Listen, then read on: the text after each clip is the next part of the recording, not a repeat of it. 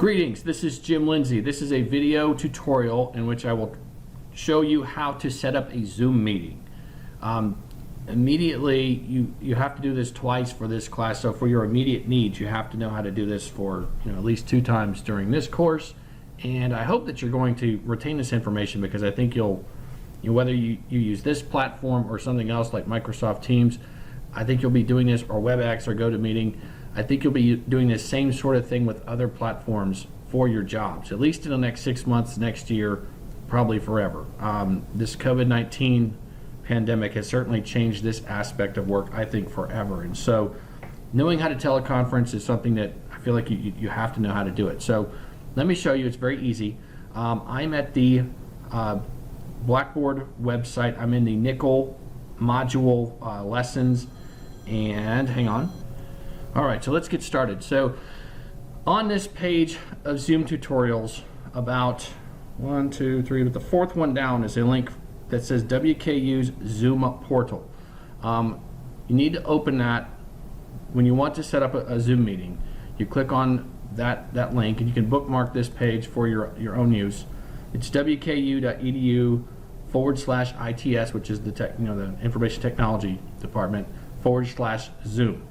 So from this page, you can see all sorts of information about different things that may help you with Zooming at WKU. But what we're going to click on is this Getting Started for the WKU Zoom portal. WKU pays for a Zoom subscription or a Zoom Zoom account, and so as students you can do this just like faculty can. And I tested this out. I have a daughter who is a senior at WKU, and I had her log in, so you'll see what I'm about to show you. All right, so you go get to this this Zoom page, which you're going to access through the Zoom tutorials, WKU Zoom portal. You click on that. Right down here, Getting Started, you click on that button, and then you're going to be prompted to, you'll see this right here. You click on Sign In. Now, if you had a meeting ID or that you wanted to just join someone else's meeting, you could go that way. I've done that for meetings I've Zoomed with people outside of WKU, but for our purposes, for this class, you're going to click on Sign In, and then you'll be prompted to put in your net ID and password. This is basically getting us to WKU's little area within Zoom's servers. Hit Sign In, and it redirects you over there. And what you'll see is something that looks like this, like your account profile. I'm going to click on, so this is where it's opening up for me. If you open up at any one of these other pages, that's fine. What I wanted to show you here is basically how you schedule a meeting, right? So up here at the upper navigation bar, there's a link for Schedule a Meeting. I'm going to click on it, and it's going to ask me some questions. What do I want to call this? And so you could do this for a number of different reasons. You could set up meetings for a number of different reasons. Like this fall, I plan to have all my office hours be on Zoom. Just so people don't have to come to Grice Hall if they don't want to. And so while I'm there, I'll have Jim Lindsay office hours. It will be like the name of the meeting. And as you see down here, one of the things you can do is set this up as a recurring meeting. It's right like a recurring meeting here. So like every Monday, Wednesday, Friday from X to Y, this meeting starts and kicks on, and people can join it, right? So I'm going to call this My Talk with Myself, because I'm going to Zoom with myself here in just a second. And I'm going to make it for today. 2 p.m. is fine, and the duration, that's fine. So what you can set dates and times for this, and you can still go into a meeting even if it's not until later.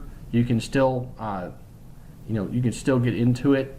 In fact, I've set meetings up for weeks in advance, and then people have actually, and if you're the host, when people go to the meeting, you'll be notified through email. So I've been notified weeks in advance of people getting into a meeting, and so I'll jump in here and say, click on it and say, just to see what's going on. and people are just trying out and making sure that everything was working on their computers. So this just, the meetings will be available before and after, but this is just when it's supposed to happen. You'll see that there's a time zone in here. You can, as we say, specify whether this is going to happen again and again or just a one-time deal. You can require registration, and when you do that, that makes it so that people, in order to get in, they basically have to to register. If you're going to do this, and this is a good security thing, if you're going to do this, make sure that you're setting stuff up well enough in advance that you can then get the notifications to people, and then that they can register and have the things that they need to actually get into the meeting on time. If you're just setting up a meeting for like 15 minutes from now, this is obviously that would be a bad idea. But for security purposes, and with the Senate, what we do with the WKU Senate, we use this feature because we vote on stuff, and by requiring people to register, as people log in, it actually will log the votes and like who voted in which way, yes or no, or abstained on things. And so there are different values or different good things that can come from that registration process. As far as the meeting ID, I always let it generate automatically. And with the video, what you basically can dictate here is whether somebody's, whether your video is going to be on and whether your participants will be on. The participants can control that as well. With the audio, always go with both. So it can either go through, if the person is connecting through a phone, because some people may use a phone, some people may use their computers, their laptops or desktops to get in. So I always leave that at both. Down here with the meeting settings, I let people join before I do in case I'm, let's say it's a 5 o'clock meeting and they get there at 4:55. I don't want them to have to wait for me. They can get in there earlier than me. So I get there at 5 and boom, everybody's ready to go. This is nice where you mute people when they come in. That way they don't, and then they have to unmute themselves, which can, invariably you're going to have people pop in and you'll have to like, hey, you're muted, you have to unmute yourself. But they don't come in there and like it doesn't blare the audio and what have you. So that's how I set up my meetings, and then I hit save. And that's it. So now I have this meeting set up. So my talk with myself is supposed to go off in about 13 minutes. And what you do to communicate this, you'll see that there's a link right here for the meeting itself. And so you can, use Outlook, you can use Google Calendar, Yahoo Calendars to schedule these things. What I do when I'm going to meet with people is I just take this information, this meeting URL, it's a Uniform Resource Locator, and I just send that to them through email. So I'm going to copy that. I click on the copy invitation button. I just copy the information, and then I'll close that up. And then in email, I'll send that to myself, to my Gmail account. Okay, so I am in an email to myself, and I'm just, I've got a subject line with the Zoom details, Zoom link for today, and I'll paste that information that came from the Zoom page over here when I copied the invitation information. And I will email that to myself, and you can see there's the link right there. So when I open that, and what I'm going to do is run to the other computer, open that, and then connect to myself when I get over there. So I'll go ahead and send that. Okay, so I've sent that to myself, and I'm going to close the email just to save some memory. Hang on. Okay, next what I'll do is I'll go ahead and start the meeting. So now what you'll see, if I go to my meetings, click on this link for meetings. Like I have a meeting later this week with some people, and the one I just scheduled is right there. To start that meeting, I click on Start. And it's going to run me through the process saying like, hey, do you want to open your Zoom meetings? Yes. How do you wish to, be seen and be heard? And I have a laptop that has a microphone and a camera on it, so I'm going to join with the items that are provided that way. And I'll just unmute myself right there. And so do as I say and not as I do at this point. You can see I'm dressed very casually. Still have, got some stubble going here. But as far as best practices go, you want to look nice for your meetings. But I wanted to show you this room actually as we get started, before I start. So, and you'll see this again in one other lesson, but let me disconnect the power cord and just show you the room real quickly. And let's disconnect the mouse. Okay, so you should see, just through the camera right here. This is and what I wanted to show you as far as best practices go, this is just a room in my house. And it's kind of messy, sorry. But you can see it's just a room, and what I want you to see about it is that it's pretty well lit. And the other thing I want you to see is over here right over here, this tangle of wires here. You see that right there? That is my router. And I do have Wi-Fi at my house, and I can use Wi-Fi, and I usually do use Wi-Fi for my Zoom meetings. By the way, note on this table, this is the table I'm sitting at. This is just kind of a prison yard looking kind of table here, but it's when I did my interviews with the graduates that you guys have watched already, I actually had boxes set up on here, so this computer was up higher and the camera was a little bit better. I'm again, do as I say, not as I do here in this particular one. I like this room because it's very well lit. In fact, I have some blinds right here. I can kind of tone this down. I could turn the overhead lights on to get the light on this side of my face a little bit better. But this is, to me, and this is, in my house, this is about as quiet of a room as you're going to get. It's a pretty loud house. And there's usually a lot of people here. I have 2 dogs, which I didn't put up at this point. And so you may hear them start barking at some point soon. But think about where you're going to Zoom from. Try to have, as quiet a place as you can, well lit as you can. Especially if you're doing this for like sales and you're trying to impress a customer, or you're trying to influence a customer to make a particular decision. This would be definitely you'd want to have this really well set up, and you'd want to practice, and you'd want to know what you look like in the thing before you can get started. I showed you the cable there a second ago because when I host meetings, I use this Ethernet cable because that's about 6 times faster than my Wi-Fi connection. And so I don't know if you've ever been in a Zoom meeting, but when you get in there and all of a sudden, people do that and it slows down. If I'm jacked into the router with Ethernet, that doesn't happen for me. That may happen with them because they may be on a phone or something, or some slower connection, but at least on my end, I have as fast of a connection as I could possibly have. And as the host, I feel like I owe it to them to get that set up. So that's how I set this thing up. Now, this meeting is ready to go. Let me jump over to the other place, and I will I'll connect. So what you'll see in a second is, and by the way, let me get my mouse plugged back in and my power cable so this thing doesn't start acting weird. Bear with me 1 second. There we go. So let me show you the screen. You're gonna see, there's the mute and the video there. What you want to pay attention to when you're hosting a meeting in my mind, are these things right here. You can click on security, and you can allow the people that are in your meeting to share their screen. So you see I clicked on it and it checked it. You can allow them to chat, or by unchecking it makes it so they can't do it. You allow them to rename themselves or not. And so there are things like waiting rooms and stuff like that. We're not going to get into those. Again, I just want you to be able to set up a basic meeting. If you want to see the chat window over here, you click on participants. You'll see that pop up over here as people start to chat. You'll see that starts to take place in here. If you want to share your screen, there's a share screen button here. As the host, I get this where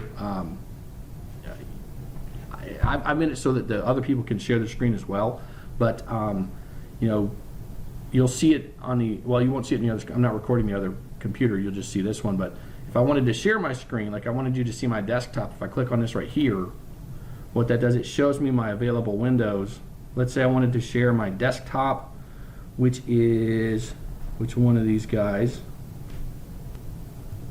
Let me go with this one right here with the where my browser. Let's go with this one right with Camtasia. So click on that, hit share, and it brings it up. So I'm over here now, and as my Zoom people, they can see what's going on over in this area right here. When I'm ready to stop sharing, I click on stop share.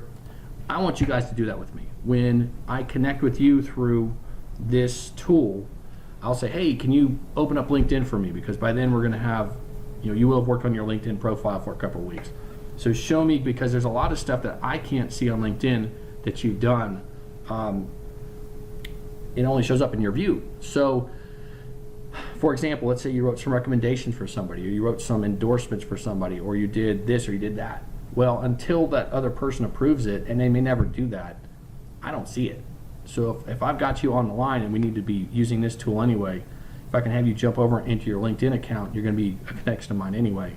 You'll be able to do that through the sharing of your screen right there. And anything like reactions and things, and you can see, you've probably used those in your classes, voting and things like that. So let me jump over to the other thing, show you what it looks like when somebody pops in here. And I like it when a sound pops up or comes on when somebody joins the meeting. So that should happen. So bear with me 1 second while I get to the other computer. Okay, I've got the other computer set up. Now the audio should probably be bad. There should be an echo. And what I've found in doing testing in here, whether somebody's on a laptop, somebody's on a phone, if they're in the same building, I get echo, reverb. And so if you hear that, don't worry about it. I'll be the only one talking anyway, so you may not hear it at all anyway. But let's pretend I'm still sitting here, and my Gmail account, let's say it's another person. I've sent them the invitation. We're right at about 2 o'clock anyway. So let me get this right here. So pretend that's me, and I'm going to go to the other one.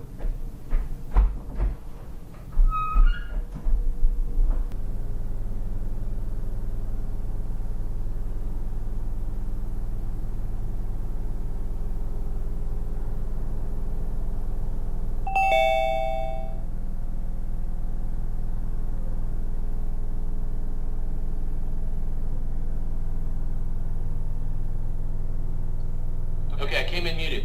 Hopefully you can hear me over there.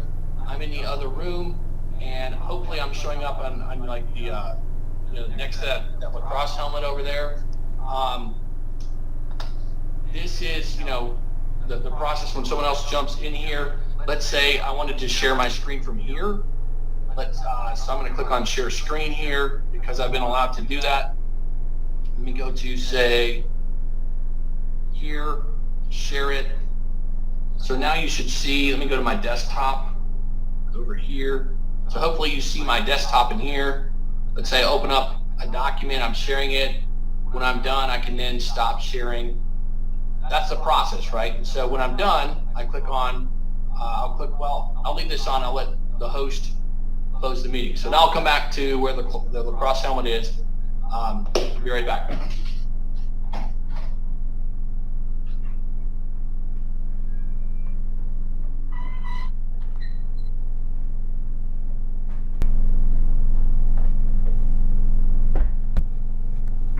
Okay, so now I'm back at the host computer.